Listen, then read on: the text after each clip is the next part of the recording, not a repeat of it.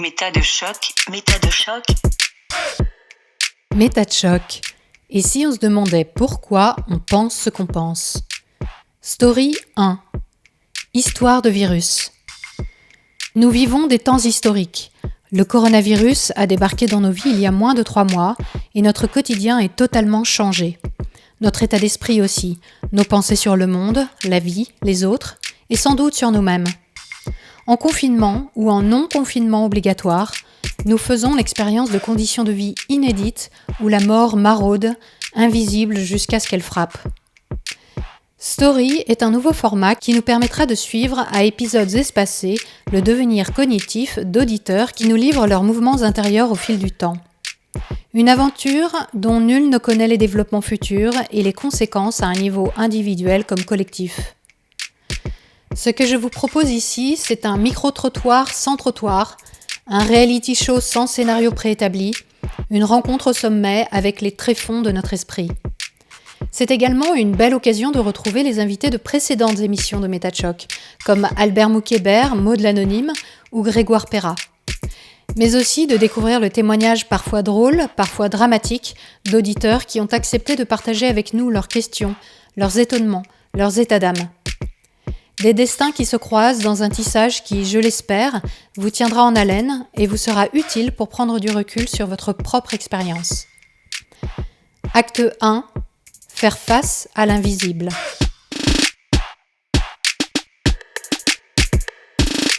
Je m'appelle Damien Vareille, je vis à Limoges, je suis artiste illusionniste, j'ai 23 ans et aujourd'hui c'est mon 9e jour de confinement. Pour l'instant, ce qui est le plus difficile pour moi, c'est l'isolement. Je suis confiné seul, sans mes proches, donc ça c'est ce qui est le plus compliqué à gérer au quotidien. Bon, pour l'instant, ça fait qu'un peu plus d'une semaine, donc on verra comment tout ça va évoluer, comment je vais trouver aussi des solutions pour combler ce manque des personnes que j'aime, tout simplement. Voilà, pour l'instant, c'est ce qui est le plus dur, c'est l'impact négatif le plus fort psychologiquement. Ensuite, l'autre impact négatif, c'est sur mon activité en tant qu'artiste. Toutes mes dates, toutes les manifestations auxquelles je devais participer ont été annulées, au mieux reportées, et encore peu de choses sont sûres. Donc ça, c'est ce qui est compliqué parce que j'ai l'habitude de prévoir, d'essayer de voir un petit peu au long terme. Et là, ça faisait longtemps que j'avais pas été confronté à regarder les choses vraiment au jour le jour et à court terme. Et quelque part, c'est peut-être un bien.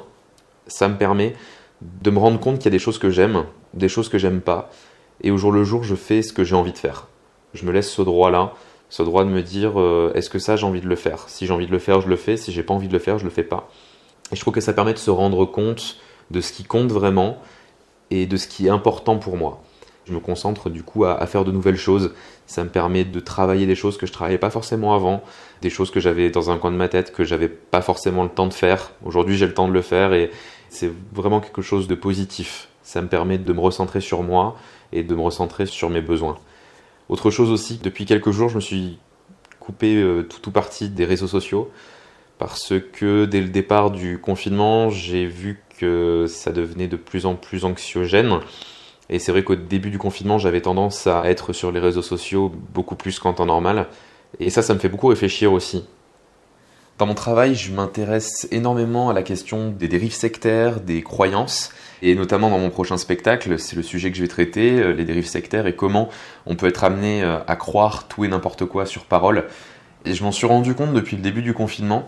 Il y a une recrudescence sur les réseaux sociaux de mouvements à la limite de la dérive sectaire parfois, et des croyances qui se propagent, qui se partagent, et des choses très faciles comme ça qui tournent, et contre lesquelles on a du mal à lutter parce que c'est viral et c'est quelque chose qui se propage très très rapidement. C'est quelque chose qui m'inquiète et qui me fait poser des questions, et du coup qui me donne envie artistiquement de développer des numéros, des tours autour de ça. Typiquement dans mon spectacle, j'ai développé un numéro autour de la thématique des énergies, comme ils les appellent. Et l'idée, c'est d'avoir une personne sur scène et de deviner le prénom d'un proche de cette personne. Et elle écrit ce prénom sur un papier, j'arrive à retrouver dans quelle enveloppe, grâce aux énergies, elle a caché le papier. L'idée, c'est de montrer qu'on peut reproduire ce genre de choses, que c'est pas forcément surnaturel ou paranormal. Et évidemment, le confinement a mis fin assez nettement au travail de groupe et aux répétitions qu'on avait prévues. J'essaie de le prendre positivement en prenant ce temps pour réfléchir sur ce que j'étais en train de faire. Et c'est bien qu'il y ait aussi ce genre de situation pour nous rappeler qu'il faut un peu ralentir parfois et prendre le temps de se questionner sur soi, sur ce qu'on aime et sur ce qu'on a envie de faire.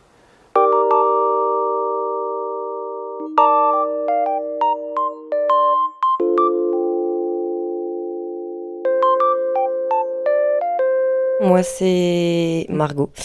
J'ai bientôt 43 ans. Je suis de Montreuil. Je suis confinée maintenant depuis 10 jours. Je ne suis pas confinée à mon domicile.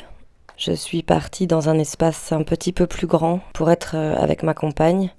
Je suis de formation graphiste, mais j'ai perdu mon travail peu avant le confinement total, puisque étant en période d'essai, je me retrouve moi aussi du coup sans emploi.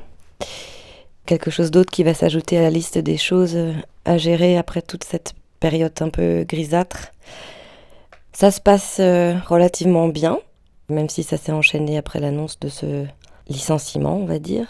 J'ai pris quelques affaires à la va-vite pour pouvoir m'occuper des livres, beaucoup, un ordinateur, un Scrabble, un jeu de backgammon, de quoi faire de la couture, de quoi dessiner, pour m'occuper l'esprit, les mains, et pouvoir éventuellement quand même travailler ou chercher du travail. Je ressens des choses assez diverses. J'ai essayé de relativiser au maximum. Je m'occupe en prenant des nouvelles de mes proches. Je n'ai pas encore fait une fois, d'apéro FaceTime ou via d'autres plateformes. Mais c'est vrai qu'il y a pas mal de sites qui proposent aussi tout un tas de choses sur le plan culturel. Et ça fait partie des choses positives. C'est que on a un accès à la culture qui s'est un petit peu débridé.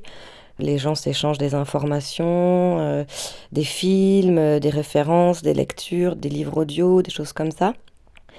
J'ai une activité militante assez importante qui prenait déjà une grosse part de ma vie, mais je continue d'y contribuer autant que je peux, notamment pour des systèmes d'entraide, pour des informations, pour des femmes victimes de violences, des personnes victimes d'inceste et autres, via des réseaux de femmes dont je fais partie, ou des collectifs de mères isolées de ma commune qui se sont montés peu de temps avant ces événements.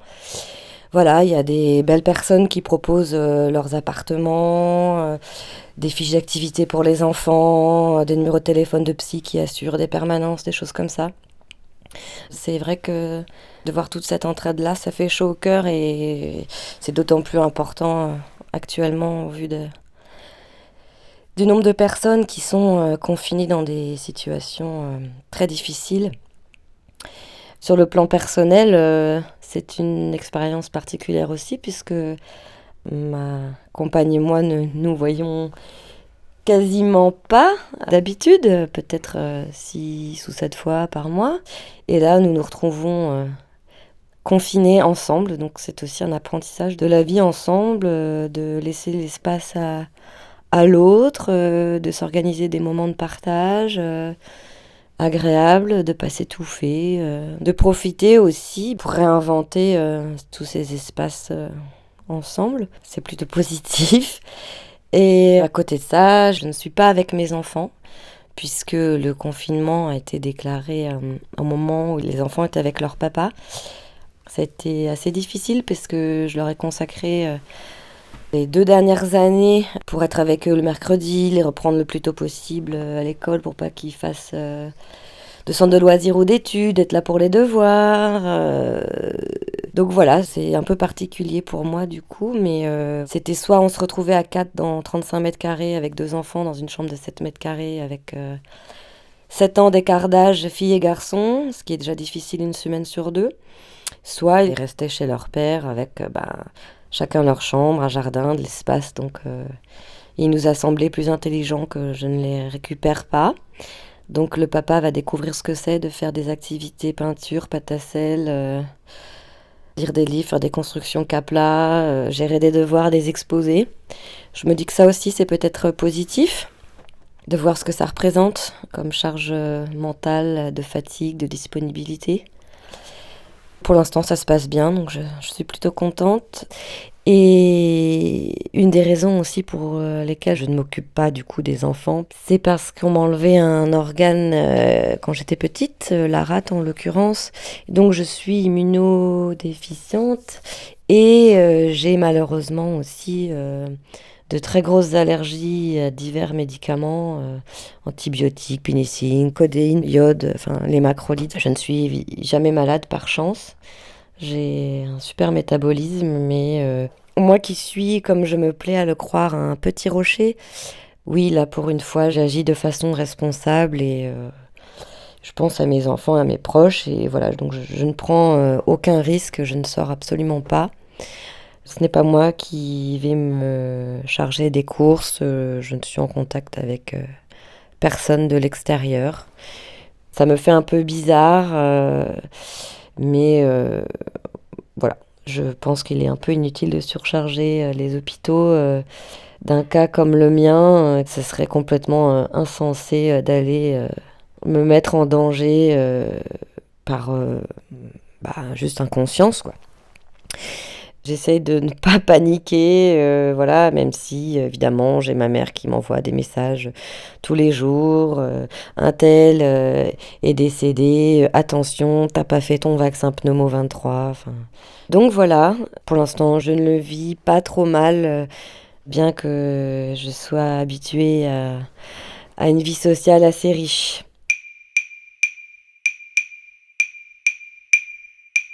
8e jour de confinement.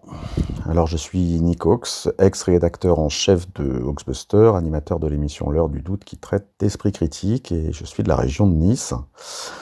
Je suis très certainement positif au Covid-19. J'ai contracté ça lors d'un voyage pro à Paris et j'ai une bonne dizaine de collègues qui ont développé les symptômes, dont 2 ont été testés positifs. Donc moi je suis d'une région où on ne teste pas, donc je n'ai pas de certitude, mais il y a quand même de grandes chances. Ce que je vis plus mal, c'est le fait d'avoir contaminé ma famille, puisque juste après avoir contracté le Covid-19, on a été confinés, et en confinement dans une maison, c'est pas possible d'éviter d'en mettre un peu partout sur les poignées de porte, de postillonner à la figure des gens, et donc de contaminer son entourage. Le but du jeu du confinement, c'est que ça sorte pas du foyer, c'est pas que personne ne l'attrape, hein, malheureusement. Donc ça, c'était un petit peu compliqué à assumer. Mais bon, une fois que c'est fait, qu'on a des enfants en bonne santé, que les symptômes sont quand même très limités. Alors je suis informaticien et mon boulot, il me permet de télétravailler. Donc on est 2 à télétravailler à la maison et les enfants, ils ont leurs cours et leurs devoirs. On arrive à se répartir pour pouvoir travailler tranquillement. Et ça se passe plutôt bien, c'est une famille plutôt sympa, donc on rigole, on arrive quand même à s'amuser un peu de la situation, à prendre du bon temps, et même si le contact avec nos amis, nos proches se fait en visio ou par téléphone, on arrive quand même à supporter ça, mais on n'en est qu'au 8e jour de confinement. Nos proches, très peu sont touchés. Ceux qui sont touchés, c'est avec des versions soft du virus, parce que probablement qu'ils sont en bonne forme physique et qu'ils ne sont pas à un âge avancé. Mais bon, ça reste un virus qui est très dangereux. Moi, j'ai trouvé ça amusant de regarder Contagion, un film de Soderbergh avec plein d'acteurs hollywoodiens assez connus. Et ce film, il est passé inaperçu. J'en avais jamais entendu parler jusqu'à ce qu'on ait l'épidémie du Covid-19. Le film a été enlevé de pas mal de plateformes de VOD. J'ai quand même pu le visionner, et c'est assez étonnant les similarités qu'il peut y avoir avec les nôtres. Alors heureusement que ça va pas aussi loin que dans le film pour nous, qu'il n'y a pas d'émeutes, qu'il n'y a pas de scène de pillage, des gens qui s'en prennent à vous physiquement pour récupérer des médicaments ou des vivres. Ce qui est vraiment étonnant dans ce film, c'est que ça montre un peu la propagation du virus, mais surtout la propagation de la peur qui nous fait faire un petit peu n'importe quoi, et c'est vrai que les médias se sont enchaînés, les chaînes d'infos continuent, je sais pas s'il y en a qui regardent, moi ça fait plusieurs jours que j'ai pas regardé, et je ne veux pas regarder, parce que ça ne nous apporte absolument aucune information, et de la peur, ça nous en abreuve. Dans cette période de confinement, ce qui est assez étonnant, c'est de voir un petit peu toutes les théories du complot qui peuvent sortir sur les médias, sur les réseaux sociaux. On n'a aucun élément probant qui nous permettrait d'affirmer que ça a été créé par l'homme, ce virus. A priori, ça serait bien quelque chose qui est passé de la chauve-souris, peut-être au pangolin, puis jusqu'à l'homme. Dans le film Contagion, ça passe par les porcs. C'est chauve-souris, porc, homme. Voilà, bon, je spoil un peu, mais bon, l'intérêt du film, il est pas là. Hein. L'intérêt du film, il est vraiment de voir la peur se propager. Et puis, moi, j'ai passé un bon moment. C'était pas si désagréable comme sensation de regarder ce genre de film en pleine pandémie.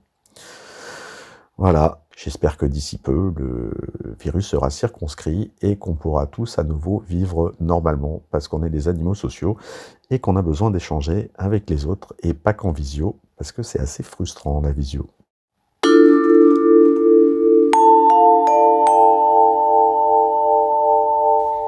Je m'appelle Charlotte, j'ai 12 ans, j'habite à Rennes, je suis en 6e et c'est notre 10e jour de confinement. Le corona, j'ai commencé à m'y intéresser il y a quand même assez longtemps. Il y a des amis à moi qui m'ont dit ouais, il y a le corona qui arrive, c'est une maladie chinoise, et j'y croyais pas. Et au fur et à mesure, ça s'est étalé et du coup, c'est devenu vraiment une maladie connue. On en parle à la télé, on en parle à la radio, tout le monde en parle, c'est le sujet numéro 1. Tout le monde est en train d'en parler. Et du coup, quand c'est arrivé à Rennes, un peu après, on a appris que on allait arrêter d'aller à l'école. Vu que je venais de lire un livre sur la Deuxième Guerre mondiale, j'avais l'impression que c'était comme la Deuxième Guerre mondiale. On avait moins de choses qu'on pouvait faire, on avait de moins en moins de possibilités. Déjà, on pouvait plus aller à l'école, puis ensuite, il y a eu les bars qui ont fermé, puis les restaurants. Ensuite, on n'a plus le droit de sortir à part si on veut acheter à manger ou promener nos animaux. Enfin, c'est devenu difficile. Et sinon, je m'occupe comme je peux, mais au début, j'étais contente qu'on n'aille plus à l'école. Je trouvais ça super, mais je me rendais pas compte que le fait de plus voir mes amis pendant longtemps et de rester enfermé chez soi, c'est vraiment difficile, je trouve. Donc moi, pour m'occuper, je lis, je dessine, j'écris, je téléphone à des amis ou je leur parle sur SMS. En fait, j'essaie de m'occuper comme je peux, mais ça reste quand même tellement différent. Puis il y a plein de choses qui s'annulent. Par exemple, je devais faire une colonie de vacances et elle est annulée. Vu que je fais du chant 5 fois par semaine, on devait faire un opéra, mais il a été annulé aussi. Enfin, il y a plein de choses qui sont annulées et je trouve ça un petit peu nul et frustrant. Voilà, c'était juste pour vous dire ça.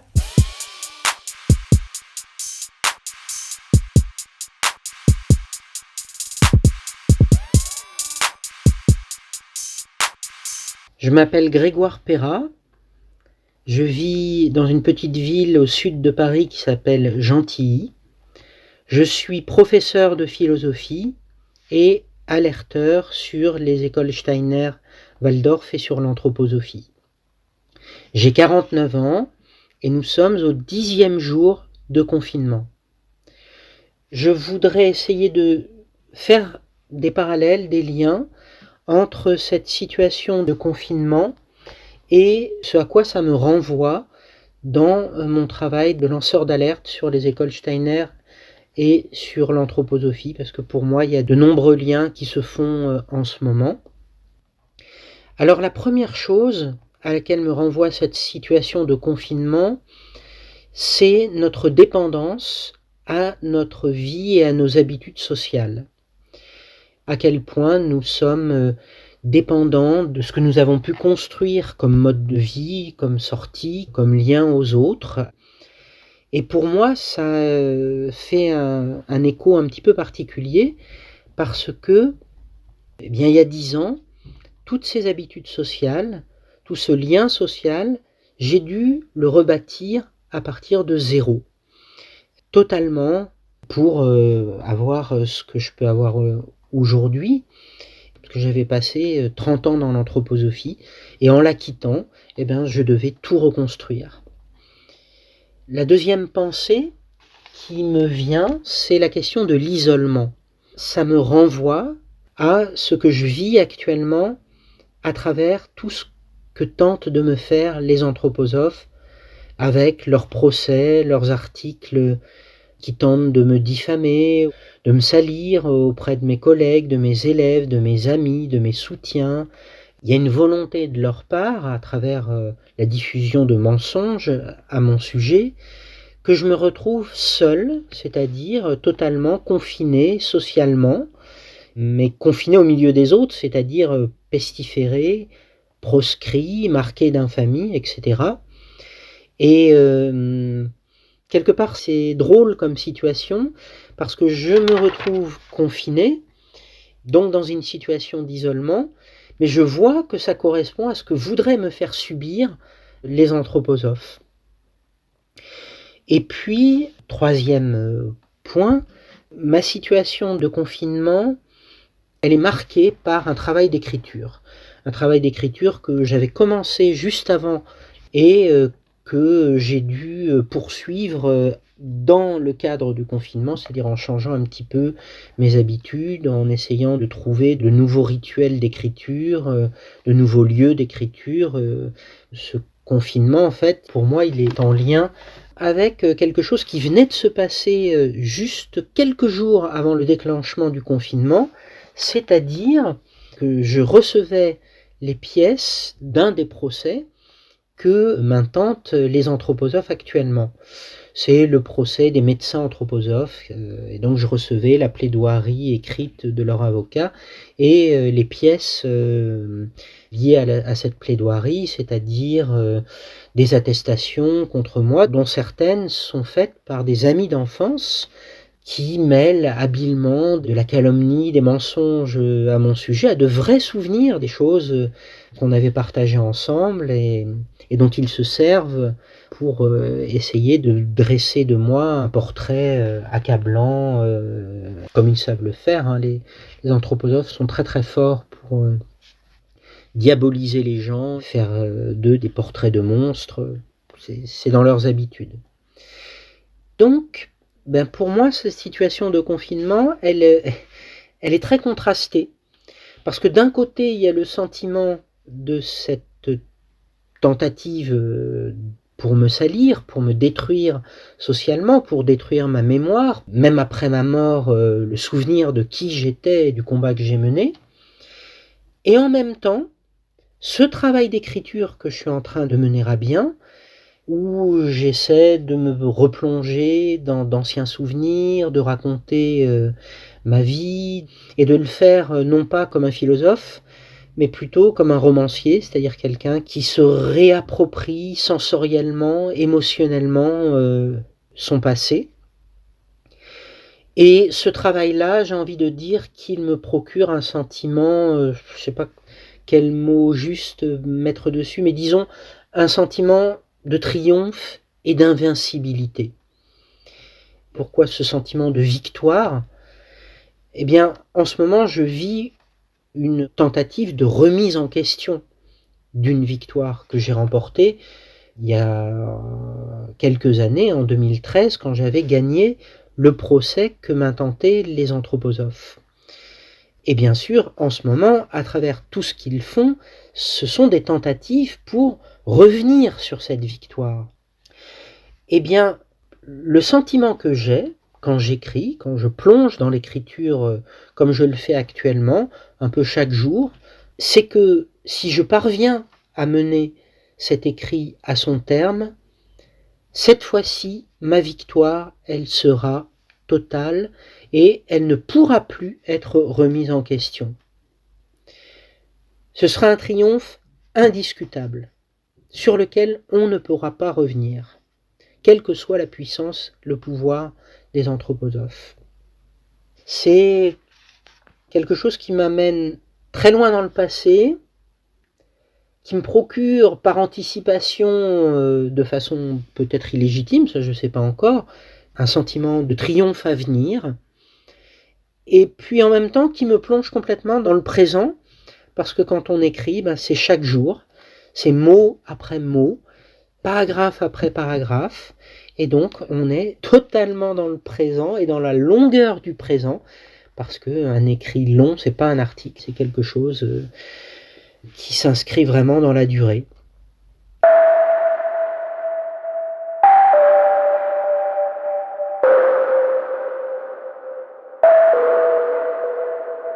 Je m'appelle Ida, je suis en Île-de-France. Pour le moment, je n'ai pas d'emploi, mais j'ai une formation artistique. Je suis anciennement graphiste et je m'occupe en écrivant un livre. J'essaye. Je suis âgée de 40 ans.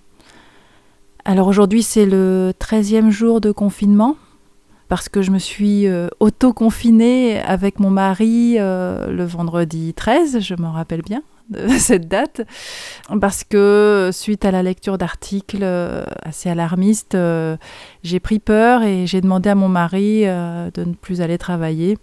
Alors ce que je ressens, c'est de l'angoisse, je pense, comme tout le monde.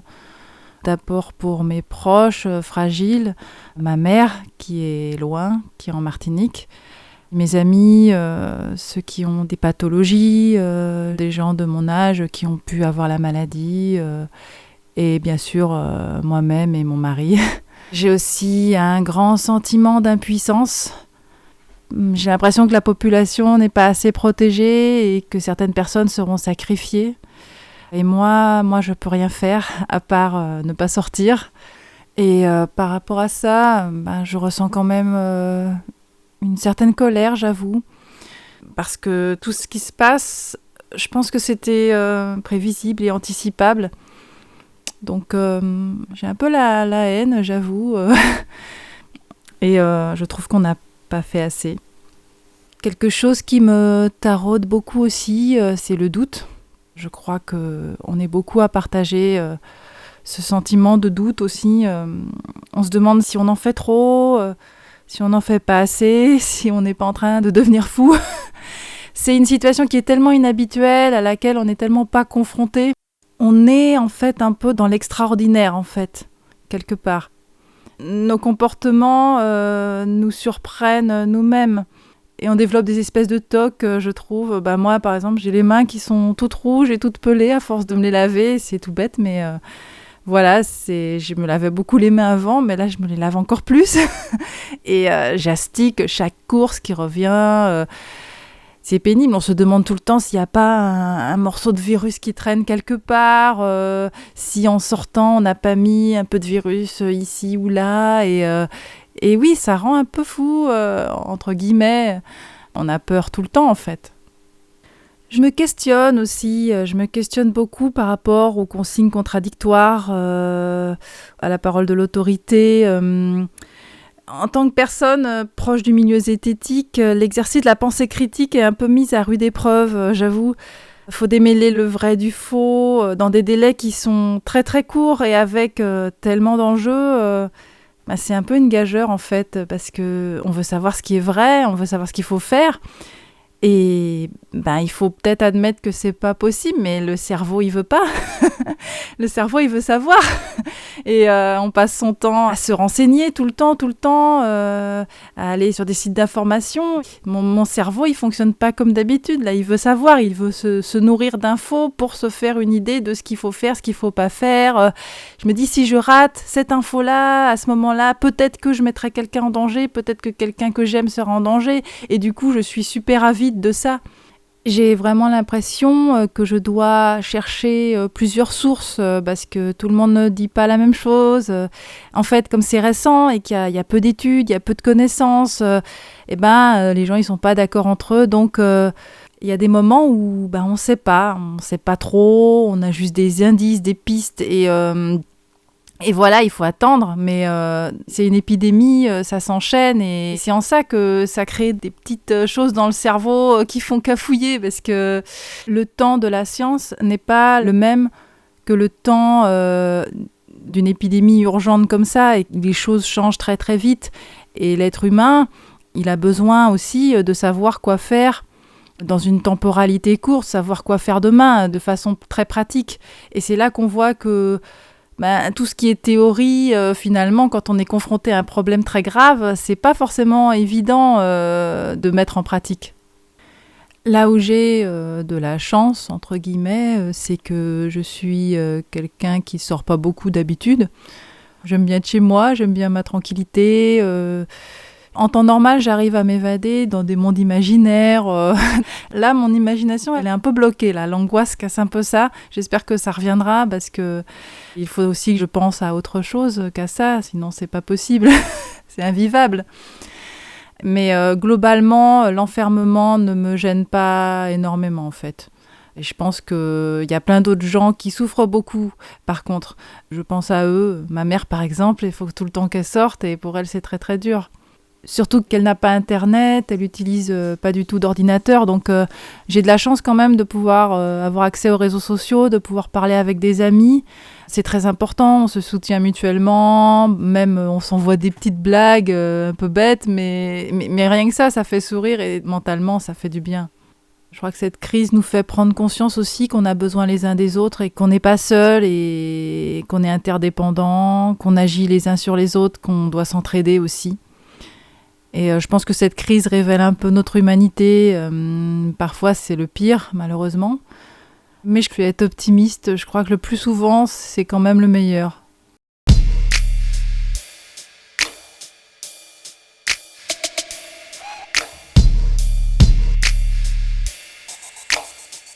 Je m'appelle Olivier. Je vis près de Perpignan. C'est mon 9e jour de confinement. J'ai contracté le coronavirus sur mon lieu de travail et je l'ai ramené chez moi. Ça a tendu les relations dans le foyer. Au début, j'étais un peu le pestiféré. Puis, avec le temps, ça se transforme et même si les mots sont dits sur le ton de l'humour, là, ça laisse des traces. On garde une forme de culpabilité. D'un côté, c'est pas de notre faute. On fait face à un virus hyper contagieux. De l'autre, on se questionne. Ai-je vraiment pris toutes les mesures d'hygiène pour éviter ça? La veille du confinement, j'ai développé les symptômes. Un peu de fièvre et des maux de tête pendant 24 heures. Puis c'est tombé sur les bronches et je me coltine une bonne bronchite depuis. Là, ça va un peu mieux. Je suis à un traitement médical à base de paracétamol depuis 4 jours. J'ai fait le test après avoir appelé le médecin de famille et lui avoir signalé des cas suspects au travail. C'était le premier jour de confinement. Ma femme a eu une grosse fièvre et une grosse fatigue, avec des courbatures 2 jours après moi. Mais elle doit être plus résistante que moi, car c'est très vite passé. J'ai 2 enfants, une fille et un garçon. La grande suit le même traitement que moi pour les bronches, et le petit semble ne rien avoir, lui. On reste confiné. On ne sort que pour les courses et la pharmacie. On n'a aucun contact avec d'autres personnes, à part les beaux-parents qui vivent en dessous. Le grand-père est en forme, mais la grand-mère est sous chimio. C'est donc un cas très sensible à protéger. Moi, je n'ose pas descendre, ni même m'approcher du grand-père pour éviter qu'il contamine ensuite sa femme. Mais ma femme et mes enfants descendent souvent les voir, avec un masque, du gel hydroalcoolique. Bref, on n'a pas vraiment peur pour nous, on est en bonne santé, mais on s'inquiète pour nos anciens. J'ai un sentiment un peu bizarre, à la fois de déjà-vu et de quelque chose de complètement inédit. Au XXe siècle, on a eu la grippe espagnole, juste après la Seconde Guerre mondiale et qui a décimé 1% de la population. Population déjà bien réduite par la guerre. Au XIXe siècle, il y a eu une épidémie de choléra, et avant ça, la peste. Je me sens un peu perdu, sans repère, on navigue à vue. Les lois se succèdent, personne n'est sûr de rien. C'est pesant, mais je préfère me sentir léger, être libre dans ma tête, si je ne peux pas l'être dans mes déplacements. La situation est telle que pour décompresser, il me paraît nécessaire de dédramatiser avec le plus d'humour possible. Alors je relaie les blagues sur les réseaux sociaux, on se les raconte en famille. On vit à peu près tous la même chose.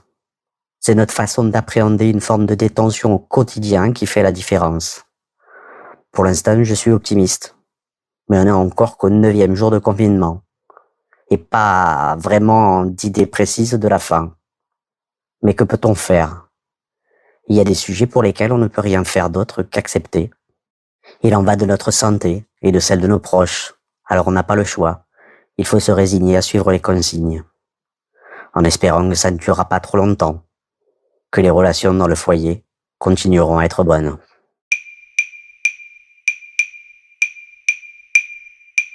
Noémie, Montreuil, photographe, et j'en suis à mon 15e jour de confinement. Alors moi, les 2-3 premiers jours, j'ai été très en colère. En colère contre les gens qui m'entourent, contre mes amis, en colère contre le comportement complètement irresponsable et égoïste de certaines personnes.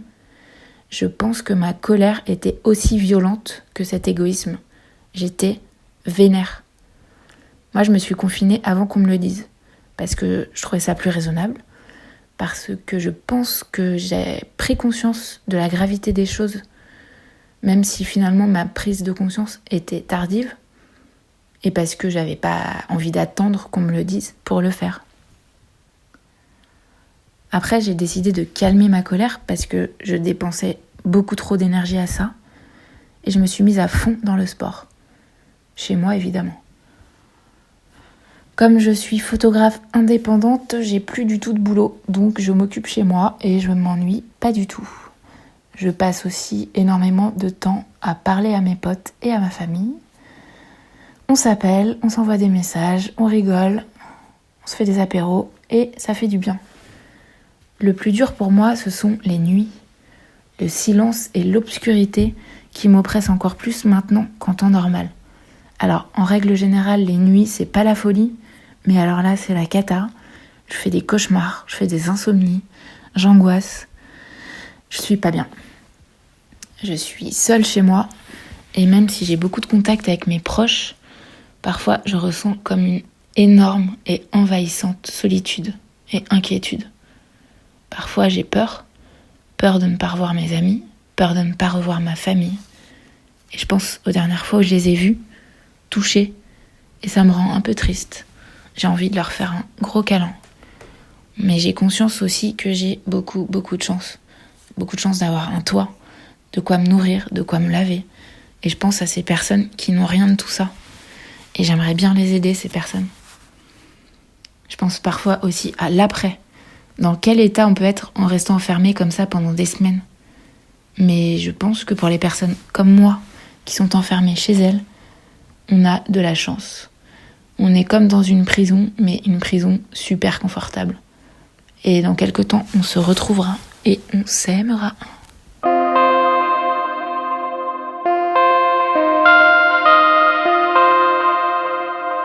Je suis JB Mébec. Je suis graphiste, auteur de BD et illustrateur.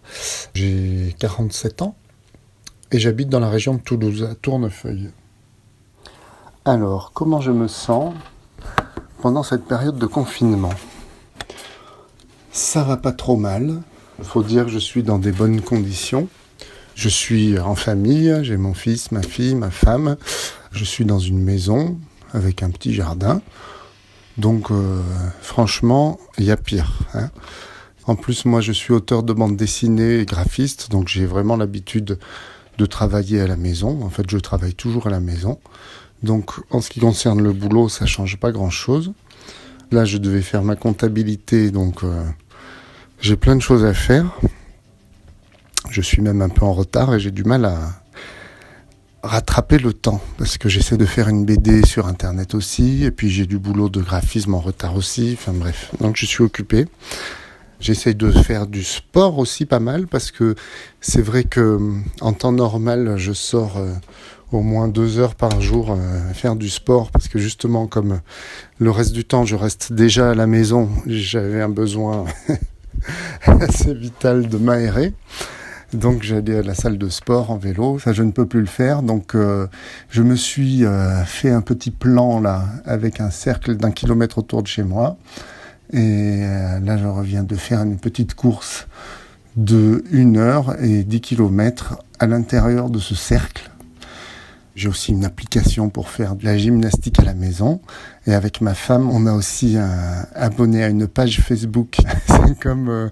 Vladina, enfin vous savez les 2 femmes là, toutes qui faisaient du sport, on fait ça sur Facebook maintenant, pendant 1 heure par jour, donc ça permet de se défouler un petit peu.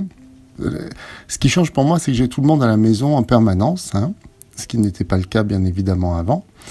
J'ai mes enfants qui sont étudiants là, qui sont tout le temps à la maison, et mon épouse aussi. Bon alors, il y a des petites accroches, mais globalement ça se passe très bien. ça va. Tout le monde y met un peu du sien, il y a des hauts, des bas, mais voilà. Il y en a qui sont un peu plus sauvages que d'autres et qui supportent plus ou moins bien, mais globalement, ça se passe pas trop mal en famille. Alors, tout ça, c'est de la surface, naturellement. Comment je me sens vraiment à l'intérieur ? Donc, au début, je trouvais ça même bon pour l'environnement, que tout le monde reste confiné, que l'économie s'arrête, parce que ça fait un moment que je pensais qu'il fallait que ça se calme un peu pour préserver la vie sur la planète, et notamment la qualité de la vie humaine. C'est-à-dire quand c'était 30 cas en Chine, je rigolais en disant « c'est vraiment une petite grippe, qu'est-ce qui nous embête avec ça ?» Et maintenant, on rigole plus du tout, évidemment. On entend des gens autour de nous qui ont des parents ou qui sont eux-mêmes malades, de plus en plus de morts. Là, j'entendais à la radio les pompes funèbres d'Île-de-France qui étaient complètement submergées, donc c'est plus du tout marrant. Mais je commence à être inquiet, pas paniqué, mais triste de ce qui va se passer après. Bon, on a une crise économique là, qui est là, évidemment. Est-ce que tout va reprendre comme si de rien n'était par la suite ? Est-ce que c'est souhaitable ? J'en suis pas sûr.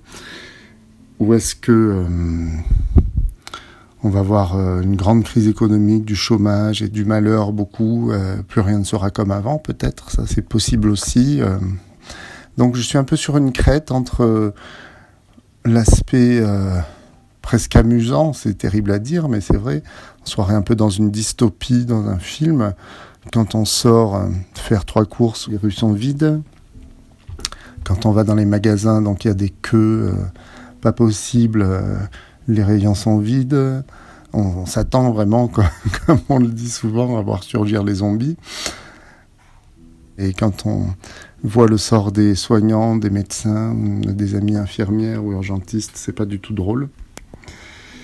Donc il y a cette espèce d'ambivalence entre la sidération, en fait c'est ça, on est tellement étonné que c'en est presque marrant, mais en même temps c'est pas drôle du tout, et en même temps on sait pas du tout ce qui nous attend, donc c'est des tas de sentiments contradictoires. Enfin je dis on, pour pas dire je, mais je parle de moi évidemment, qui font que je sais pas trop où j'en suis. À la fois tout change, rien ne change. C'est pas si mal, mais c'est un drame abominable. C'est bizarre, c'est très bizarre.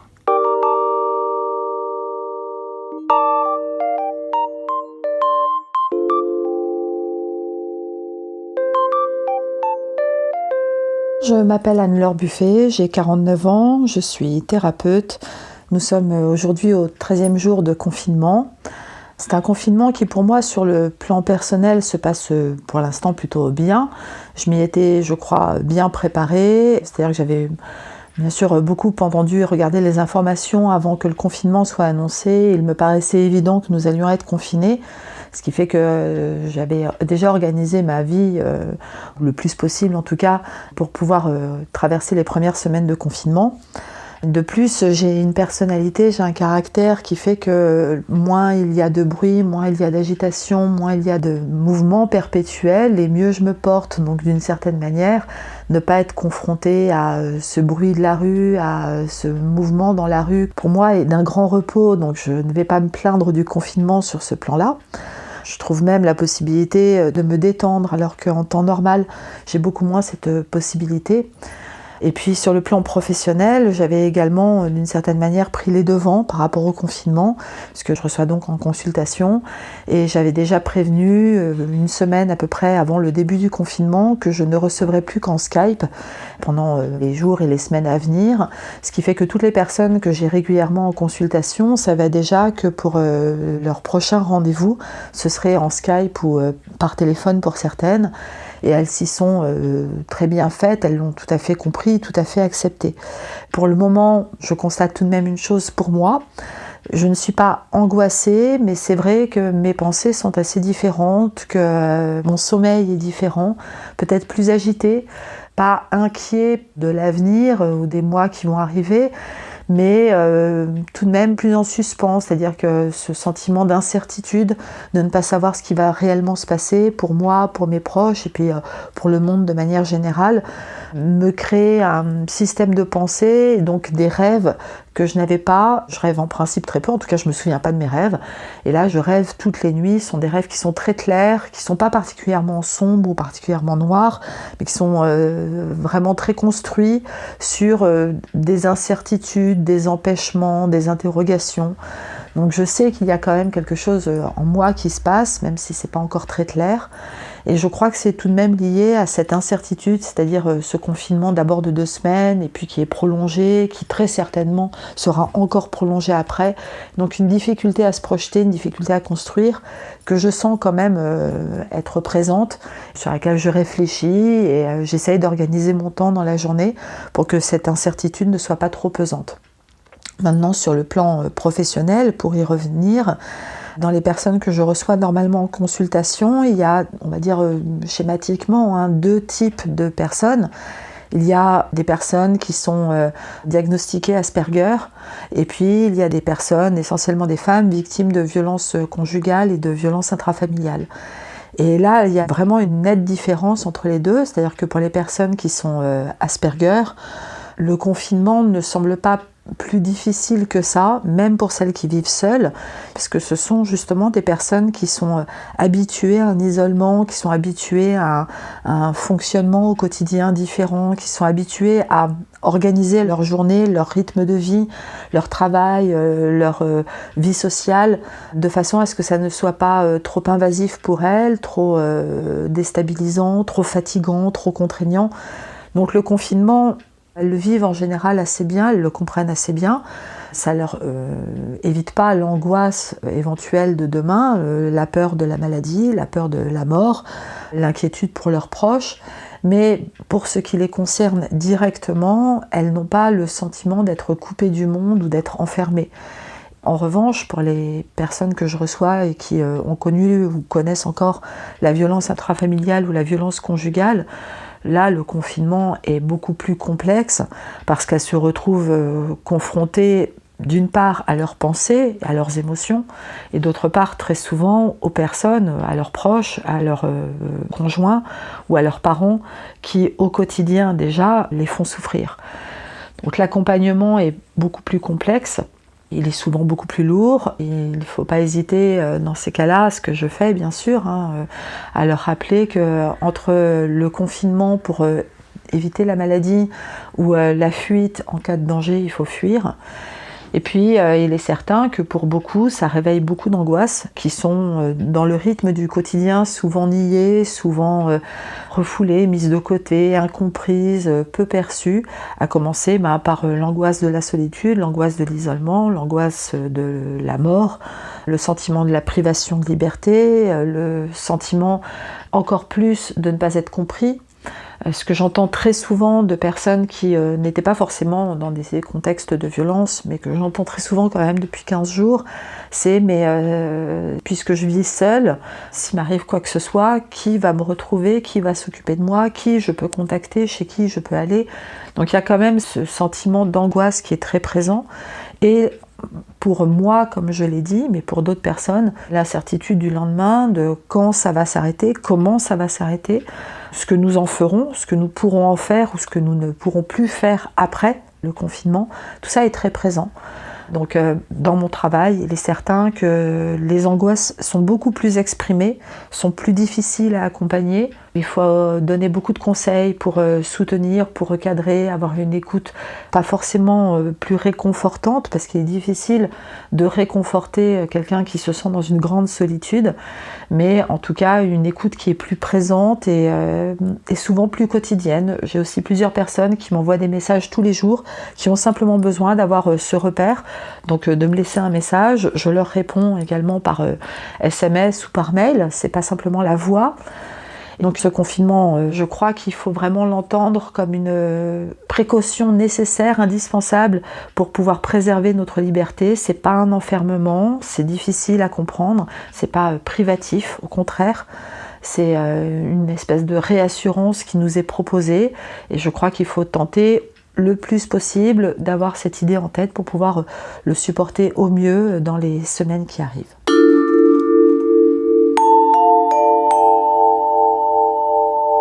Je m'appelle Jean-Phi, j'ai 42 ans, je vis à Besançon et je suis réalisateur, monteur et producteur vidéo.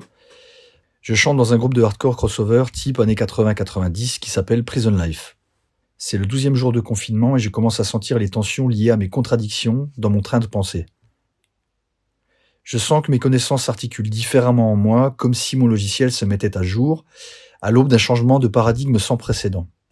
Je me sens un peu comme James Stewart dans Fenêtre sur cour, sauf que tout se passe en slow motion, et ça a pour effet d'aplanir mes émotions. J'ai l'impression de me sentir de moins en moins empathique. Je suis végétarien depuis 1996 et j'aurais tendance à penser, par pur biais de confirmation, que j'avais raison, que les conditions de promiscuité des animaux d'élevage favorisent des mutations virales. Et pourtant, j'ai conscience que les multiples facteurs des événements en cours sont bien plus étendus que mon simple idéal du monde. Là, on a tous l'impression d'être dans un laboratoire à ciel ouvert, et franchement, c'est assez difficile de suspendre son jugement. C'est pourtant ce que je m'efforce de faire, et c'est là que des tensions s'opèrent. Je n'ai pas envie d'analyser les événements de manière uniquement factuelle. J'aimerais pouvoir compter sur mes émotions pour activer des leviers de compréhension sur le réel. Je pense que les émotions sont un révélateur aussi. J'ai un petit papier devant moi pour me ramener au sujet et il y est écrit « Qu'est-ce que le confinement provoque en moi ?»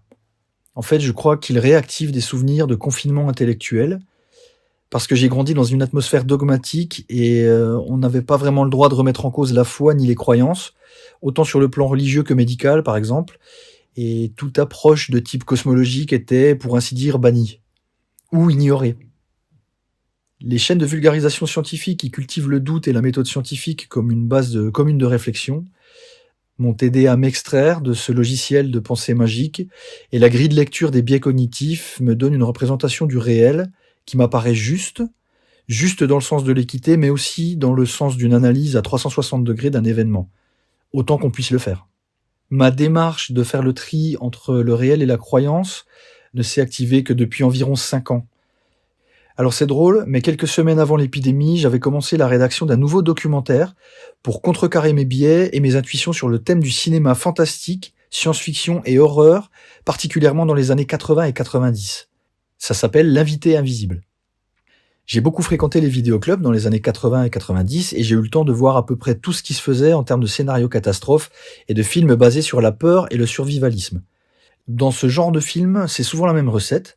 Un personnage, souvent scientifique, observe et découvre un grave problème. Il en avertit le gouvernement ne l'entend pas. Alors le monstre ou le virus ou la météorite sort de sa tanière ou s'écrase sur la Terre, décime des milliers de personnes et finalement le gouvernement rappelle le scientifique qui, entre-temps, a amélioré la solution qu'il avait proposée en premier lieu.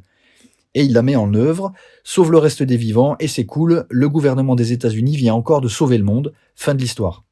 Dans ce schéma, on savait, on a préféré croire, et on a fini par s'incliner devant le savoir. Cette phrase synthétise une grande partie des messages de la culture du cinéma fantastique, science-fiction et horreur.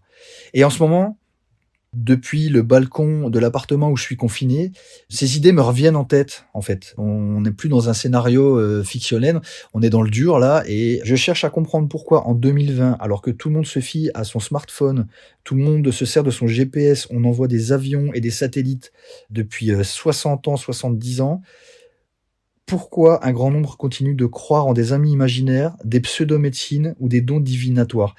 Pourquoi le fait de rêver les yeux ouverts semble-t-il si essentiel à l'être humain?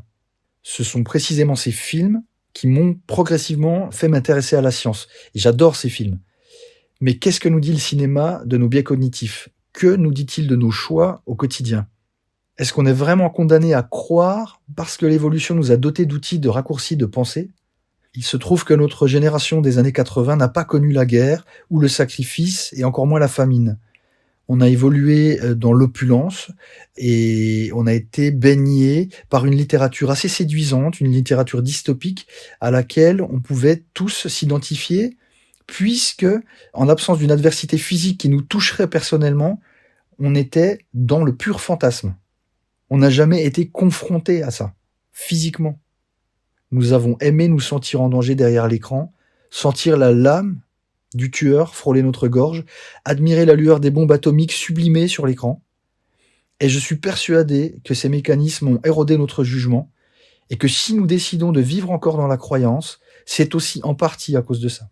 La puissance des symboles amplifie les biais cognitifs et semble aboutir à des raccourcis de pensée et cultive l'enchaînement des sophismes.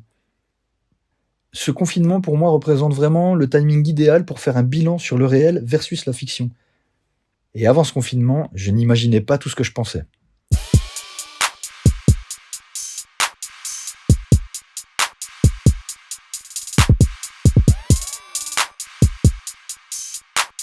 Je m'appelle Alice, j'ai 15 ans. Enfin, j'ai bientôt 15 ans, j'ai 15 ans dans 2 jours, le 29 mars, et j'habite à Rennes. Ça fait à peu près, je dirais, 11 ou 12 jours que le confinement est appliqué. Au début, quand il y avait que l'arrêt de l'école, j'étais plutôt contente. Je me disais que j'allais faire l'école à la maison et que j'allais pouvoir sortir et voir mes potes parce que je pensais que le coronavirus c'était que pour les vieux. Mais le fils d'un ami de ma mère, qui avait 30 ans, il n'a pas mon âge non plus, il était en réa. On a appris ça, du coup, je me suis rendu compte de l'ampleur de la maladie un peu. Du coup, pour m'occuper, vu que j'ai bien dû m'occuper, même si je suis surchargée de devoirs, après ce qui est normal, hein, j'ai commencé à faire de la broderie. J'ai brodé des phrases, des chansons de Stupéflip sur un de mes t-shirts. Je trouve que ça rend bien. J'ai appris à faire quelque chose, moi. J'ai pris un vieux livre et j'ai dessiné dedans avec de la peinture. J'ai lu, je fais que de lire. Je bronze dans mon jardin. Par contre, mes parents, ils font pas souvent les courses. Enfin, ce qui est normal. Du coup, mon père, pendant 5 jours de suite, on a mangé des galettes. Enfin, je sais qu'on est en Bretagne, mais 5 jours de suite des galettes, je dois vous avouer que c'est un peu lassant.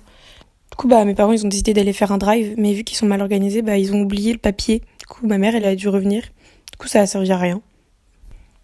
Malheureusement, très mauvaise nouvelle, je dois avoir 4 heures de devoir dans la journée, 3 heures. Mais mes parents veulent me réveiller à 9 heures du matin, tous les matins, pour que je garde le rythme, ce que je retrouve horrible. 9 heures du matin, c'est rude, parce que je préférais me réveiller à 13 heures. Au début, c'était ça, et puis ça fait 5 jours qu'on me réveille à 9 heures. Je trouve ça lourd, je trouve ça agressif, je trouve ça pas terrible. Surtout que, déjà, je peine à remplir mes journées. Enfin, me lever plus tôt, ça rend juste plus compliqué à remplir mes journées, vu que j'ai encore plus de temps à tuer, quoi. Du coup, hier, j'en avais marre, j'avais envie de me couper les cheveux, du coup, j'ai demandé à ma sœur de me couper les cheveux. Et elle a 10 ans. Non, elle a 12 ans, merde. Et elle a raté. C'était vraiment très moche. Du coup, ma mère a dû rattraper. Et finalement, là, aujourd'hui, elle a coupé les cheveux de toute la famille. Du coup, toute la famille a une nouvelle coiffure, c'est cool. Finalement, ma mère, même si j'ai des souvenirs qu'elle me coupait la frange vraiment de traviole quand j'étais petite, elle a plutôt bien réussi, là. Par contre, j'ai remarqué que j'étais trop sur mon téléphone, genre tout le temps, vu que c'est le seul moyen où je peux être en lien avec d'autres personnes, mais en soi, c'est pas essentiel. Je préfère voir les gens en vrai. Je sais pas, il y a plus de contact, c'est mieux. Et aussi, je regarde beaucoup de séries. J'ai commencé à regarder une nouvelle série, ça s'appelle Euphoria, c'est bien. Ma prof de sport m'a donné des exercices à faire de sport. Ça me saoule, c'est insupportable. En plus, mes parents me forcent à faire du sport. Je souffre. Par contre, ce qui est cool, c'est que je peux ne pas faire d'espagnol. Je déteste l'espagnol, surtout mon prof d'espagnol, qui est insupportable et je ne comprends rien à l'espagnol. Ça fait 3 ans que je fais de l'espagnol, du coup, j'en fais pas. C'est cool, parce que dans tous les cas, j'ai prévu d'abandonner l'espagnol l'année prochaine, si c'est possible. Du coup, ça m'arrange. Et puis, je sais pas, j'aime bien être en famille. Genre, avant, j'aimais pas trop, mais là, j'ai l'impression qu'on s'entend bien. Enfin, alors que je pensais qu'on s'entendait pas si bien, mais finalement, si. Je pense que c'est le soleil aussi. Et il fait super chaud, il fait super beau. Je comprends pas pourquoi il fait aussi beau que lorsqu'on peut pas sortir et pas profiter de la ville ensoleillée. Voilà, j'ai pas trop d'autres trucs à dire, donc salut!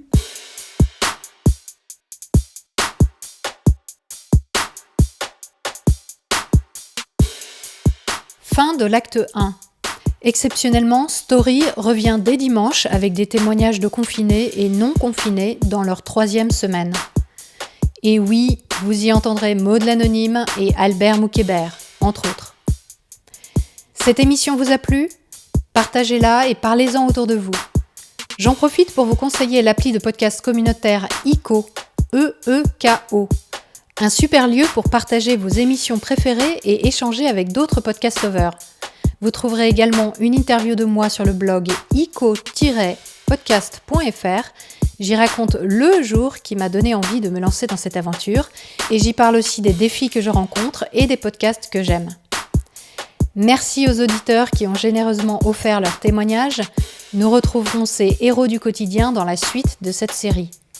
Merci aussi aux personnes qui soutiennent MetaChoc par un don mensuel ou ponctuel. Je vous dis à dimanche à 18h pour l'acte 2. D'ici là, prenez le temps d'observer la manière dont vous pensez et de la questionner. Vous n'imaginez pas ce que vous pensez.